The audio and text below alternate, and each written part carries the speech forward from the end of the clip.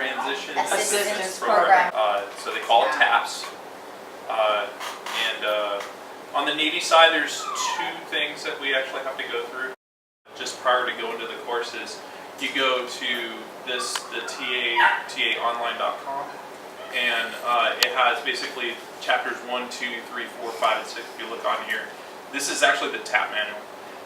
So it's over 100 pages long. You print it out, and then you bring that to the class, and they basically just go over almost page for page. It's like a week-long course on how to get out successfully. And by successfully, I mean get out to where I already have a job lined up. I already have reliable income, right? So that's really important when you get out. 2 years prior to retiring is when you want to start when you want to do your first one. And you get another opportunity at the 1 year mark prior to getting out. So you do 2 of them if you're retiring. If you're just separating, like you got less than 20 years or whatever. Like honorable discharge. Yeah, just like a normal honorable discharge. Then that would be 1 year, you said? Then 1 year. Okay. Yeah. They tell you to do it 2 years prior to make sure that, because it's a larger transition the longer you are away from really the real world. Civilian okay, life. yeah, the civilian life. The right. normal life. Yeah, they call it the normal life. I don't even know what it is. Right, because it's been so long. So that's why they say, hey, 2 years prior, start doing it that, so that you can look at job opportunities, things like that. A year out, how to fill out a resume, how to basically apply. It's special, especially Marines and Army, right? Their trade is so specialized. Like, you know, I'm gonna shoot guns and stuff. How do you apply that in the real world? How do you apply that to the real world, right? And put it in a way where the military, we tend to use acronyms a lot. Right. Like we say TAPS, right? I didn't even know what TAPS meant until I started doing research on this. I get a steady paycheck every 2 weeks, right? There's sometimes some jobs that you do, they get paid on a 1 week scale, on a 3 or 4, like only once a month. Like if you work on oil rigs or something like that, it could be once a month or once a season, right? So it really, so how do you manage your money to where, even though you're getting paid the same amount or whatever, you're getting like $100,000 a year or $90,000 a year or whatever, you're only getting it paid like 3 or 4 times.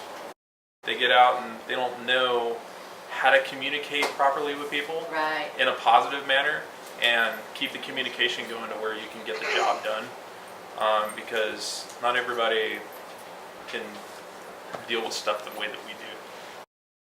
The thing that I'm worried about is the job market that's out there, right? So it's been really rough over the last 10 years with the economy. I have very reliable income, but I have a family now. Right. So when I transition out, that's what I'm really scared of. Am I going to have a reliable job, or am I going to get laid off? It's actually part of the reason I ended up coming in.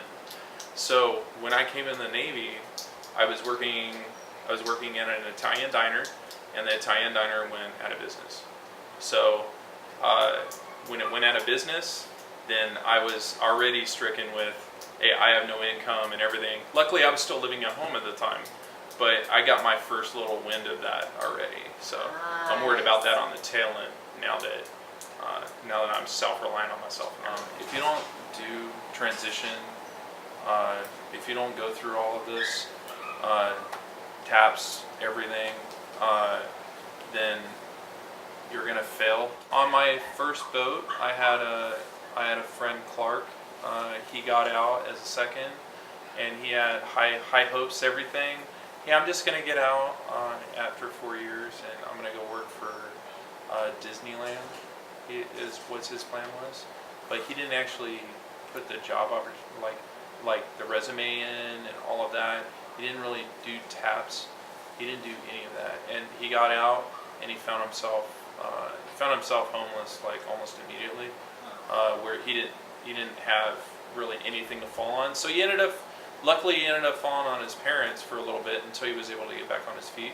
So he's good now, but there was like a good 6 months, 7 months, and I didn't even get wind of it until Facebook became really popular, and and I hit him up. I started hitting up everybody on Facebook in order to see what really happened.